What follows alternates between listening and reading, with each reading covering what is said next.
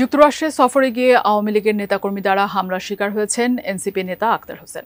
সেই সাথে অশ্রাব্য ভাষায় গালিগালাজ করা হয়েছে দলটির নেত্রী তাসনিম জারা সহ অন্যান্য নেতাকর্মীদের। এমনকি লাঞ্ছনার শিকার হতে হয়েছে বিএনপির মহাসচিব মির্জা ফখরুল ইসলাম আলমগীরকেও, যা নিয়ে চরম ক্ষোভ নেমে আসে দেশের রাজনৈতিক অঙ্গনে। এ ঘটনার জন্য সরকারের নিরাপত্তা ব্যবস্থাকেই দায়ী করেছে কেউ কেউ। এমন পরিস্থিতিতে এবার প্রধান উপদেষ্টার সফর সঙ্গীদের লাঞ্ছিতের ঘটনায় নতুন বার্তা দিয়েছেন অন্তর্বর্তী সরকার। এসআই রাজ এ বিষয়ে বিস্তারিত জানাচ্ছেন।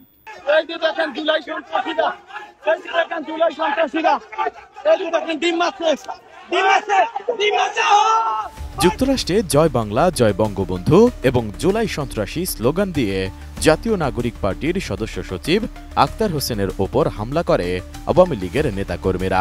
সোমবার রাতে নিউ ইয়র্কের জন এফ কেনেডি বিমানবন্দরে পৌঁছানোর পর আক্তার হোসেনকে লক্ষ্য করে ডিম ছোড়ে তারা।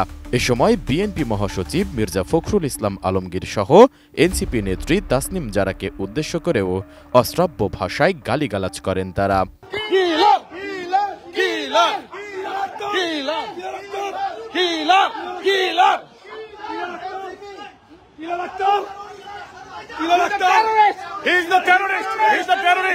এ ঘটনায় ক্ষোভ প্রকাশ করে নিন্দা জানান এনসিপির নেতারা। অন্যদিকে এ ঘটনাকে অনাকাঙ্ক্ষিত বলে মন্তব্য করেন প্রধান উপদেষ্টার প্রেস সচিব শফিকুল আলম। আমরা সেই প্রজন্ম যারা হাসিনার গুলির সামনে দাঁড়াতে আমরা ভয় পাই নাই। অতএব কারো ভাঙ্গা ডিমে আমাদের কিছু যায় আসে না, বরং এই ঘটনার মধ্য দিয়ে আবারও প্রমাণিত হয়েছে যে আওয়ামী লীগ একটি সন্ত্রাসী সংগঠন। আমরা অন্তর্বর্তীকালীন সরকারের কাছে আহ্বান রাখবো, যারা দেশে এবং দেশের বাইরে আওয়ামী লীগ এবং তাদের দোসররা সন্ত্রাসের ছক করছে, তাদেরকে অতি দ্রুত বাংলাদেশে ফিরিয়ে নিয়ে গিয়ে তাদেরকে বিচারের আওতায় নিয়ে আসা হবে। অনাকাঙ্ক্ষিত একটা ইভেন্ট, এই বিষয়ে আমাদের কনসুলেট এবং আমাদের ফরেন মিনিস্ট্রি এটা নিয়ে তারা ইনভেস্টিগেট করবে। RICL TMX, যুগের পর যুগ স্থাপনা থাকে মজবুত।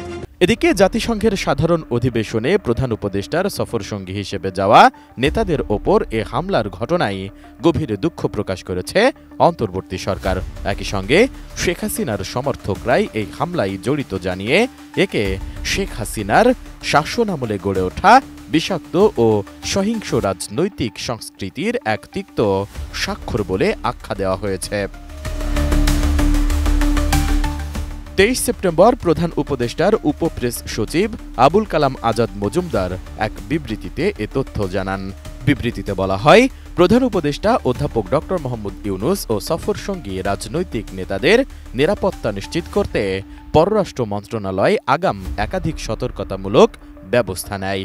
জন এফ কেনেডি আন্তর্জাতিক বিমানবন্দরে প্রতিনিধি দলকে প্রথমে নির্দিষ্ট ভিভিআইপি গেট দিয়ে নেওয়া হয় এবং একটি বিশেষ সুরক্ষিত পরিবহনে তোলা হয়, কিন্তু শেষ মুহূর্তে ভিসাজনিত জটিলতার কারণে তাদের বিকল্প পথে যেতে হয়।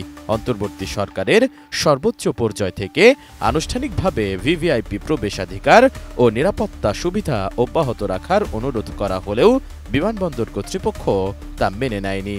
সে কারণেই প্রতিনিধি দলের সদস্যরা ঝুঁকির মুখে পড়েন বলে বিবৃতিতে জানানো হয়। বিবৃতিতে আরও বলা হয়েছে, ঘটনার পরপরই নিউ ইয়র্কে বাংলাদেশ মিশনের মাধ্যমে স্থানীয় পুলিশ বিভাগের সঙ্গে যোগাযোগ করে দ্রুত ও আইনগত ব্যবস্থা নিশ্চিত করা হয়। এরই মধ্যে একজনকে গ্রেফতার করা হয়েছে এবং আনুষ্ঠানিক তদন্ত চলছে।